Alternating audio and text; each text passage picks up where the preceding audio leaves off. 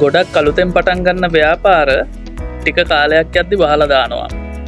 අද පටන් ගත්තොත් ව්‍යාපාර 100ක් තව අවුරුදු දෙකක් ගිහිල්ලා බලද්දි ඕකෙන් 20ක් තමයි ඉතුරු වෙලා තියෙන්නේ. ඉතුරු 80ම වහලා දාලා. ඉතින් මේවට එක එක හේතු තියෙනවා. ඒගොල්ලෝ ව්‍යාපාර වහන්න එක එක හේතු කියනවා. හැබැයි මම දැකපු පොදු හේතුව තමයි මේ ව්‍යාපාර පටන් ගත්තු අය මේ ව්‍යාපාරයේ අමාරුම කාලය ඇදන් යන්න හැකියාවක් නැතිකම. ව්‍යාපාරයේ ආරම්භක කාලය කියන්නේ ව්‍යාපාරයේ තියෙන අමාරුම කාලය. ඒ කාලේ ලාභ නැහැ. ලොස් එකකින් යන්නේ. ඔයාගේ සල්ලි, මහන්සිය, කාලය කැප කරනවා විතරයි. ලාභෙන්න ටික කාලයක් යනවා ව්‍යාපාරෙ. ඉතින් ඔන්න ඔය මුල් කාලේ ඇදන් යනවා කියන්නේ හරි අමාරු වැඩක්. ඉතින් ගොඩක් කට්ටියට ඕක ඔය හැකියාව නැහැ, දරා ගැනීමේ හැකියාව නැහැ. ව්‍යාපාරයේ බ්‍රේක් ඉවන් වෙලා ටික කාලෙකින් ලාභ හම්බ වෙනකන් ඇදන් යන්න බෑ. ඉතින් ඒගොල්ලෝ එක එක හේතු කියලා ව්‍යාපාරය වහලා දානවා. ඔන්න ඕක තමයි වෙන්නේ. ව්‍යාපාරයක් සාමාන්‍යයෙන් ආරම්භ කරලා ලාභ ලබන්න ටික කාලයක් යනවා. එහෙම නැත්නම් ඔයා කුඩු විකුණන්න පටන් ගන්න ඕනේ.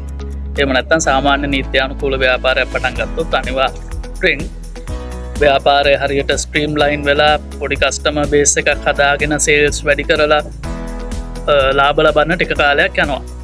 හැබැයි මම නම් කියන්නේ ඔය ස්ටාර්ට්අප් පටන් ගත්ත කට්ටියට කොහොම හරි අදන් යන්න.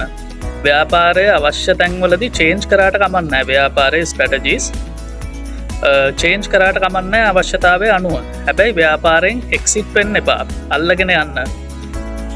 මොකද මං එහෙම කියන්නේ ඔයා ව්‍යාපාරයේ කට්ටකාගෙන මුල් දවස් ටික ඇදගෙන යද්දී දවසෙන් දවස ඔයා බිස්නස් එක ගැන ඉගෙන ගන්නවා. දවසෙන් දවස ඔයාගේ ඉන්කම් එක චුට්ට හරි වැඩි වෙනවා. ඔයාගේ කස්ටමර් බේස් එක එක්කෙනා දෙන්න හරි වැඩි වෙනවා.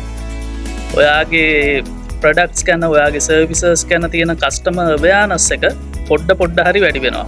ඒ විතරක් නෙමෙයි ඔයා දැන් ව්‍යාපාරය ගැන ඉගෙන ගන්න හින්දා, ව්‍යාපාරය කරන ගමන් ඉගෙන ගන්න හින්දා ව්‍යාපාරයේ කොස්ට් එක අඩු කරන හැටි, ව්යාපාරය හරි විදිහට කරගෙන යන්නේ කොහොමද, මෙන්න මේ වගේ දැනීමකුත් ඔයාට එනවා.